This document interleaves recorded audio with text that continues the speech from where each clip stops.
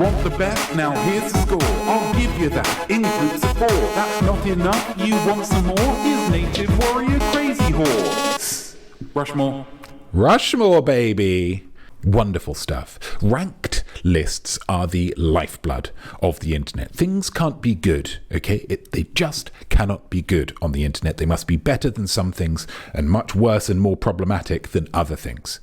I try to avoid these types of discussions because to me all art is great, but at some point, if you can't beat them, you've got to join them. And so this is Rushmore, okay? I'm going to give you the top 4 things of a certain topic. And whilst I'm doing so, you need to be thinking of what the 5th best thing is. And I will choose a winner at the end. Yeah. I'll take care of the Rushmore, guys. What you need to take care of is the Crazy Horse, okay? Which is, not necessarily as prestigious, but it's much bigger. Much bigger. And that's got to count for something. Everybody's loving the return of Rushmore. And that makes me excited. You're welcome, Killer Kilch. You're welcome, TB Douglas. You're welcome, Nana Hop-Up. With my Lincoln, Jefferson, Washington, and Roosevelt, and your Crazy Horse, before you know it, we're going to have the top 5 experimental Valentine's Day presents for your partner. That's right, guys. Valentine's Day. It's coming. It's fast approaching, and we're not going to have another show before it, so we kind of needed to do it now. Therefore, all of you who are in love, women and men, will be looking for gifts. And what I'm not talking about. I'm not talking about flowers here. I'm not talking about chocolates here. I'm not talking about chocolate-covered flowers. That's for regular people who aren't creatively gifted or clever enough to tune into a livetainment show hosted by someone who is creatively gifted. Yeah? We're thinking outside the box here. To give your significant other a Valentine's Day they will never forget. Are we ready with the first one? I believe we are. Number 1, attractive double. Yeah?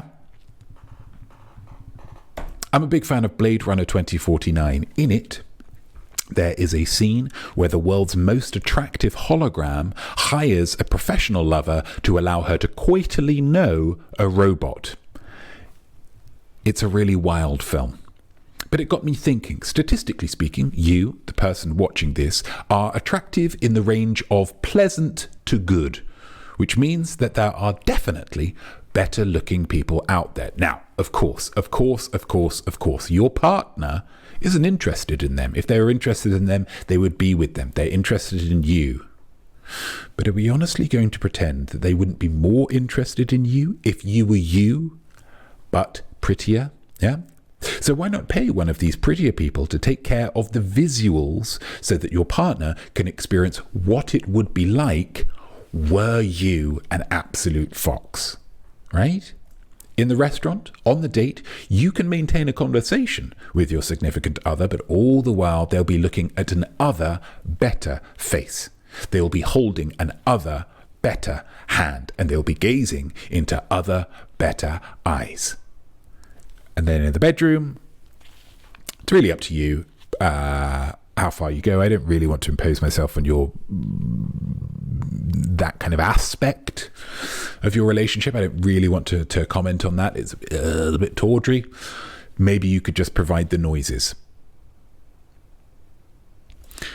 Number 2, attractive double. That's number 1. Number 2, hot gift. Yeah? Hot gift. I don't want to get sucked into the commercialization of Valentine's Day. Lord knows I don't. But there are certain realities that we just have to accept. What is better than a $10 gift? A $20 gift? What's better than a $20 gift? A $50, a $100, a $250 gift? Yeah? And what's better than that? A priceless gift. A priceless gift. So why not get somebody a priceless gift for your Valentine? By stealing something. Yeah? Look at her. Look at her. She's ready to steal. She's ready to steal something for her man.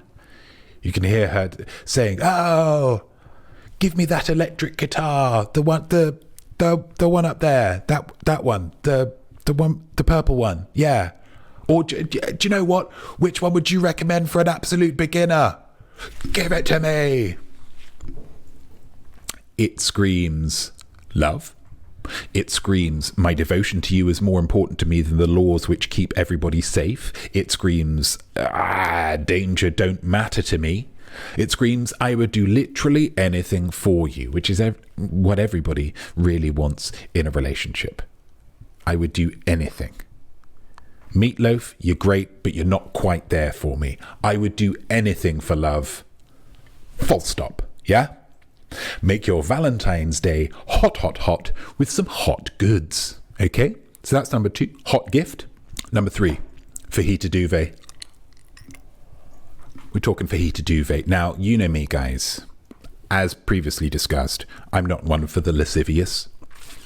It's all rather distasteful, if you ask me, but for many, Valentine's night is often a busy, sweaty, carnal time. And sometimes, for some people, for some reason, that's great. But other times, even the most nymphomaniacal out there just want to cuddle and a snooze. And nobody should pressure you beyond that. If your best friend with benefits isn't much interested in the benefits this Valentine's night, take the time to fajita wrap them in your duvet. Okay, very simple. This meat, beans, and cheese concoction. This will represent your lover.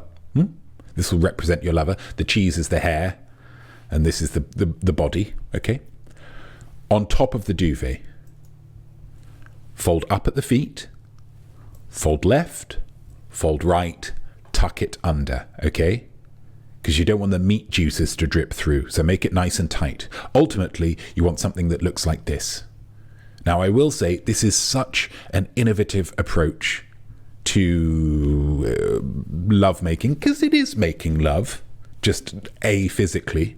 I did struggle to find pictures of people being fajita rolled. I found many more pictures of meats and cheeses and greens being fajita rolled, not so many of human beings being fajita rolled. Luckily, I'm a bit of a whiz with graphic design, so I made my own seamlessly.